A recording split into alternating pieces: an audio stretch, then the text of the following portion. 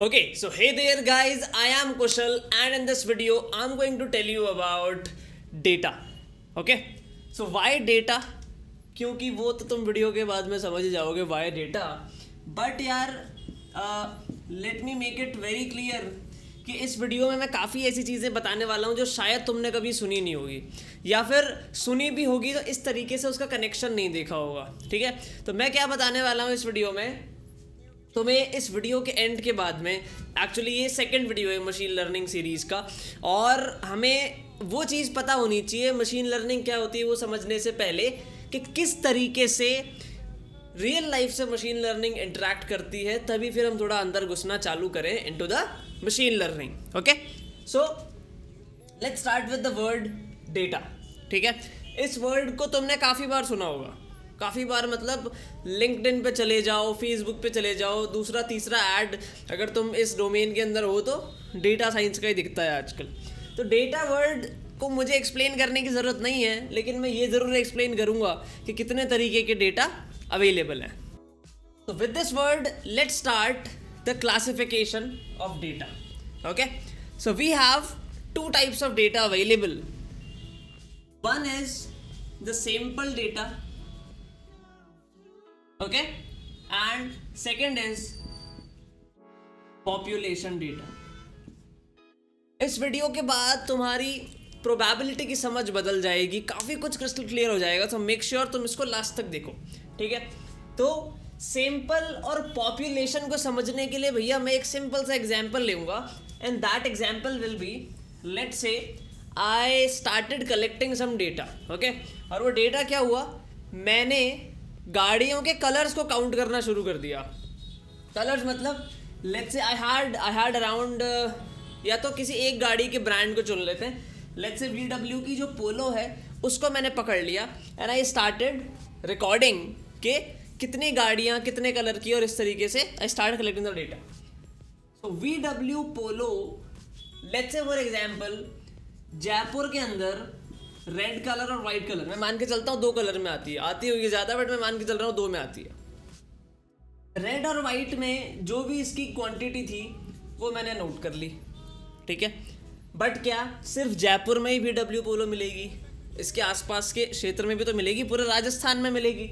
तो चलो पूरा राजस्थान हमने कवर कर लिया, रेड और वाइट की हमने क्वांटिटी या फिर डेटा देख लिया कि भाई किस इंसान की वो गाड़ी है, क्या गाड़ी का नंबर है, कलर के हिसाब से हमने डेटा को कलेक्ट कर लिया. लेकिन भाई सिर्फ राजस्थान में ही थोड़ी है, टोटल नंबर ऑफ गाड़ी कितनी अवेलेबल है वो तो पूरे इंडिया को भी मिला लो, अमेरिका को भी मिला लो, ऑस्ट्रेलिया को भी मिला लो. आई डोंट नो यहाँ पे सर्विस है कि नहीं, बट एक तरीके से कह लो यार कि पूरे ऑल ओवर दी वर्ल्ड में जितनी भी गाड़ी होगी उनका जब हम डेटा सक्सेसफुली कलेक्ट कर लेंगे तो वो पूरा डेटा हो जाएगा. तो अब मैं तुम्हें बताऊं कि ये जो पूरा डेटा है VW पोलो का, this is the only possible data. मानते हो इस बात को? इससे ज़्यादा मैं कलेक्ट नहीं कर सकता, राइट? तो the total possible data of any event is called the population data. ठीक है, that is the population of that event. Okay, थोड़ा सा इवेंट जैसे वर्ड यूज कर रहा हूँ, लेके आ रहा हूँ उस डायरेक्शन में तुमको. बट दिस वर्ड जो मैंने बोला कि होल वर्ल्ड में जितना भी VW पोलो का डेटा है वो अगर हमने कलेक्ट कर लिया तो उस डेटा को हम कहेंगे the population of the VW पोलो. ठीक है, देखो यार वीडियोस थोड़े लंबे होंगे क्योंकि टॉपिक बहुत डीप होते हैं मशीन लर्निंग के अंदर. तो अगर तुम ऐसे कोई मतलब इस कैटेगरी में आते हो कि तुम्हें सिर्फ थोड़ा थोड़ा देख के सीखना पसंद है तो ये वीडियो तुम्हारे लिए बिल्कुल नहीं है. But if you are somebody जो एकदम डीप मैथमेटिक्स में जाके समझना चाहते हैं the functioning of machine learning and want to become expert of it, then these are the videos. ठीक है, तो मैंने तुमको क्या समझाया कि पॉपुलेशन क्या होता है, जो पूरा पॉसिबल डेटा अगर तुम किसी चीज़ का कलेक्ट कर लो then that is called as population data. What is sample data? Sample data is a part of population data. What do I mean by part of population data?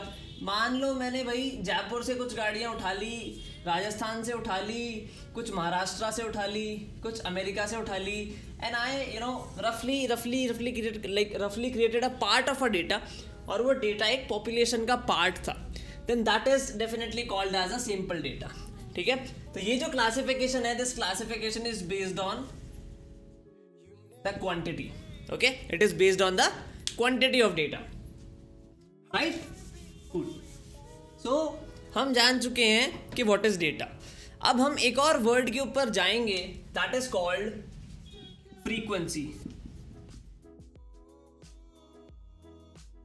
क्या बोलते हैं इसको? Frequency. ठीक है, इसको समझने का क्या तरीका है? इसको समझने का तरीका है काउंटिंग. किसी भी चीज को काउंट कर लो, दैट इज इट्स फ्रीक्वेंसी. मान लो मेरे पास एक ब्लू मार्कर है, 3 रेड मार्कर्स हैं. So what we will call, 1 blue marker is the frequency of blue marker, 3 red marker is the frequency of red markers.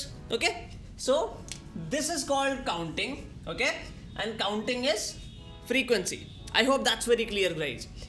अब जब हम जान चुके हैं काउंटिंग क्या होता है, फ्रीक्वेंसी क्या होता है, we need to understand one more thing, that is relative frequency. मैं तुम्हें बहुत बहुत अच्छी पोजीशन पे लेके जा रहा हूँ. मैं तुम्हें सिर्फ एक लाइन समझाऊंगा लास्ट में जाके, और वो लाइन समझाने के लिए पूरी बैकग्राउंड क्रिएट कर रहा हूँ.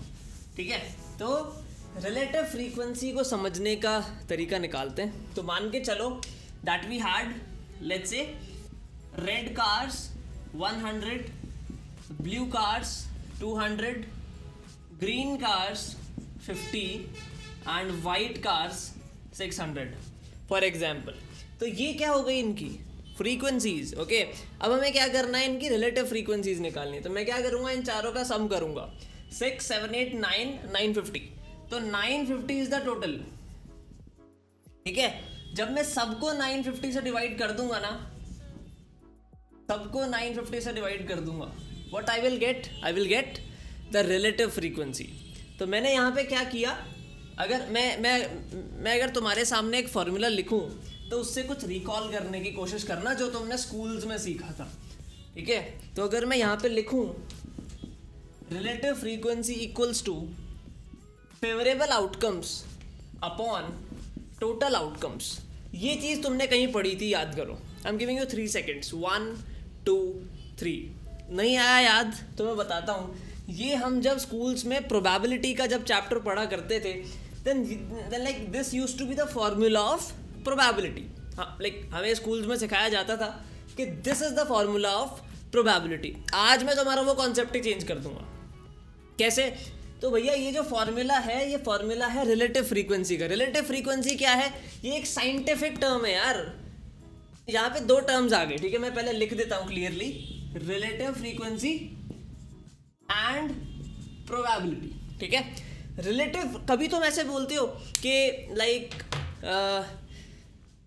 रिलेटिव फ्रीक्वेंसी इली आई विल डू दिस, नहीं, बट यू से probably I will do this. ठीक है, तो probability is a natural thing, it is a natural thing. Relative frequency is a scientific thing. तो तुम रिलेटिव फ्रीक्वेंसी को तो कैलकुलेट कर सकते हो. कैसे कर सकते हो? इवेंट है, डेटा है. इवेंट मतलब कुछ भी काम किया यार, और उसका एक डेटा है. डेटा में से जिस भी चीज़ की रिलेटिव फ्रीक्वेंसी निकालनी है, उस चीज़ की फ्रीक्वेंसी को यहाँ रखो. टोटल फ्रीक्वेंसी जितने भी इवेंट्स हैं उनको यहाँ रखो. The answer will be your relative frequency, not probability. Probability is a universal truth. ठीक है, प्रोबेबिलिटी की डेफिनेशन में अगर हम जाएं तो it gives us a mathematical way to understand the possibility of an event. ठीक है, कि किसी इवेंट के होने के कितने चांसेस है, उसका एक मैथमेटिकल नंबर हमको दे देता है. बट भाई still you can not calculate probability. Let me tell you why. Because I know दोनों सेम चीज़ है, बट ये जो फॉर्मूला है, ठीक है, अगर इस फॉर्मूला को तुम कैलकुलेट करोगे, लेट्स से तुम्हारे जो फेवरेबल आउटकम, टोटल आउटकम्स हैं, if these are coming out of a sample, if you have a sample data, let's say for example, तो the answer would be called as relative frequency. Sample data पे you can only calculate a relative frequency. You can't call it probability. It's not a universal truth because your data is very small. You can't just say it a universal truth, or you can't say it is probability, but you can say it is the relative frequency. क्योंकि relative frequency is a scientific thing. You are calculating something very logical, right? But when we talk about population, okay, और अगर मैं population data किसी तरीके से calculate कर लेता हूँ, वैसे तो पॉसिबल ही नहीं है. तुम आज रिकॉर्ड करने जाओगे हर अगले सेकंड एक नई गाड़ी खरीद ली जाती है, ठीक है। तो मोस्ट ऑफ द केसेस में you can't just collect the population data. तो तुम क्या करते हो,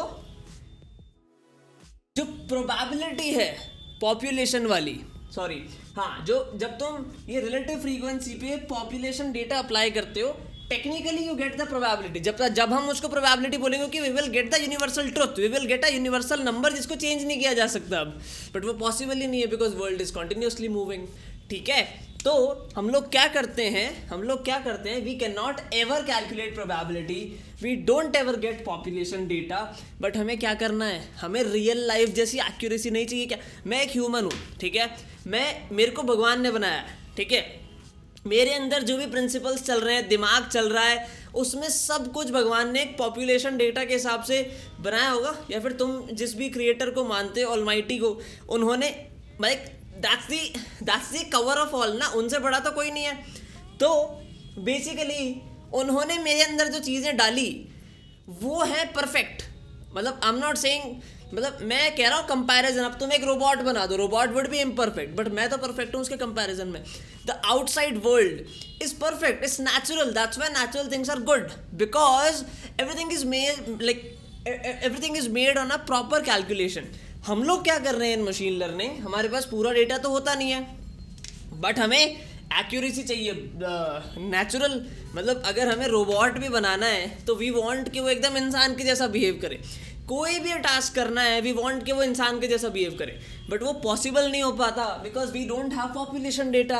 if we don't have population data we can not get the proper probability. If we won't have proper probability we won't be able to take proper decisions, that's why there is always some margin, ठीक है। इसीलिए aeroplanes crash होते हैं काफ़ी बार, इसीलिए rockets fail होते हैं, इसीलिए स्टार्टअप्स काफ़ी फेल होते हैं, because you don't know the equation, okay. अगर वो इक्वेशन सबको पता चल जाए तो फिर जिंदगी जीने का मज़ा क्या है। बट यार टॉपिक से डाइवर्ट होने से बिना होए बिना मैं तुम्हें एक सबसे मेन बात बताता हूँ इस सेशन की, and that will conclude it, कि अब हमने जो जो टर्म्स यहाँ पे समझ लिए ना उनको लिख लेते हैं एक साथ। Simple population, probability and relative frequency, ठीक है, क्लियर है। तो गाइस हमारे पास हमेशा सिंपल डेटा होगा, that you agree, that means हमारे पास हमेशा रिलेटिव फ्रीक्वेंसी होगी, that you agree.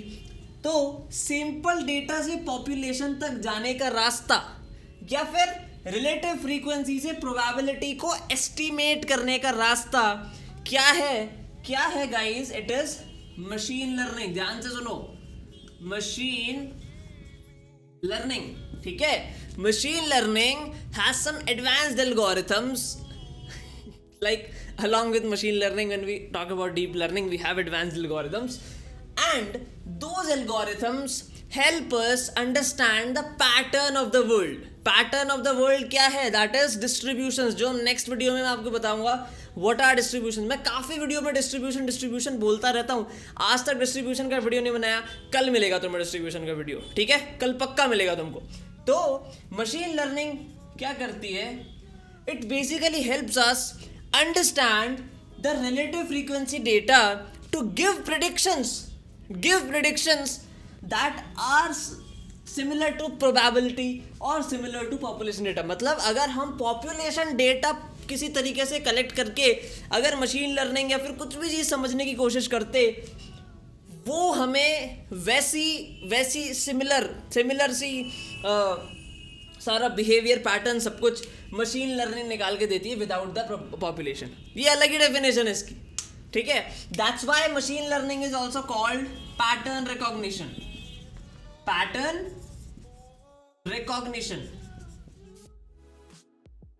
Okay. In the next video मैं आपको बताऊंगा व्हाट इज अ पैटर्न। हम समझेंगे कि जब कोई चीज़ रैंडम, या फिर मैं तुम्हें थोड़ी सी इंटरेस्टिंग सी बात बताता हूँ भाई, हम कभी तो कह देते हैं कि सब कुछ ऊपर वाले ने लिखा हुआ है, ठीक है, बट हम रास्ते में देखते हैं कि 50 चीज़ें रैंडमली हो रही है।